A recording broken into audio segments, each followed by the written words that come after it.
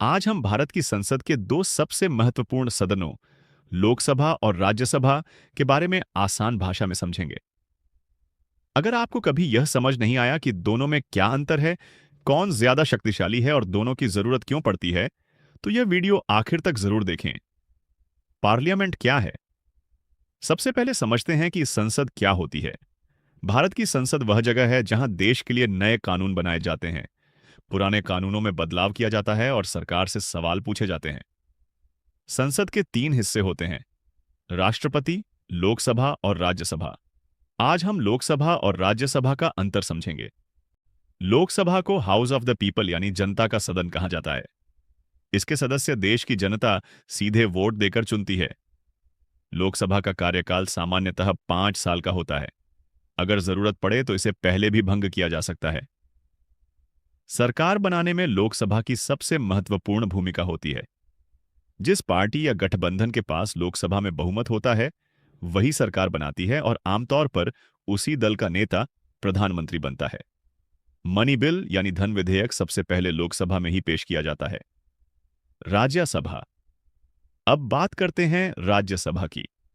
राज्यसभा को council of states यानी राज्यों का सदन कहा जाता है। इसके अधिकांश सदस्य जनता द्वारा सीधे नहीं चुने जाते, बल्कि राज्यों की विधानसभाओं के निर्वाचित सदस्य उन्हें चुनते हैं। राज्यसभा कभी भंग नहीं होती। हर 2 साल में लगभग 1/3 सदस्य रिटायर होते हैं और नए सदस्य आते हैं। हर सदस्य का कार्यकाल 6 साल का होता है। राज्यसभा का काम कानूनों की समीक्षा करना, राज्यों की आवाज को संसद तक पहुंचाना और विधेयकों पर चर्चा करना है। सबसे बड़ा अंतर। अब सबसे आसान तरीके से अंतर समझते हैं। लोकसभा के सदस्य जनता सीधे चुनती है, जबकि राज्यसभा के अधिकांश सदस्य अप्रत्यक्ष रूप से चुने जाते हैं। लोकसभा का कार्यकाल 5 साल का होता है, जबकि राज्यसभा एक स्थायी सदन है। सरकार बनाने की जिम्मेदारी लोकसभा की होती है। मनी बिल लोकसभा में पेश होता है, जबकि राज्यसभा उस पर सुझाव दे सकती है, लेकिन उसे स्थायी रूप से रोक नहीं सकती। दोनों सदनों का उद्देश्य अलग अलग है, लेकिन दोनों मिलकर लोकतंत्र को मजबूत बनाते हैं। उम्मीद है कि अब आपको लोकसभा और राज्यसभा का अंतर पूरी तरह समझ आ गया होगा। अगर यह वीडियो आपको पसंद आया हो तो वीडियो को लाइक करें, अपने दोस्तों के साथ शेयर करें। कभी भी आसान रास्ता मत चुनिए, क्योंकि आसान रास्ते अक्सर मंजिल नहीं, सिर्फ समझौते तक ले जाते हैं।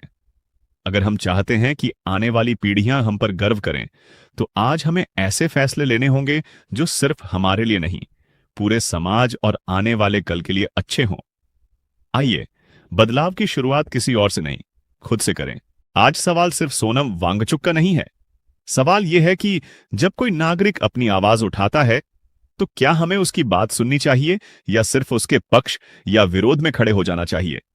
लोकतंत्र की ताकत संवाद में होती है, टकराव में नहीं। अगर किसी को लगता है कि व्यवस्था में सुधार की जरूरत है, तो उसकी बात को शांति और सम्मान के साथ सुना जाना चाहिए।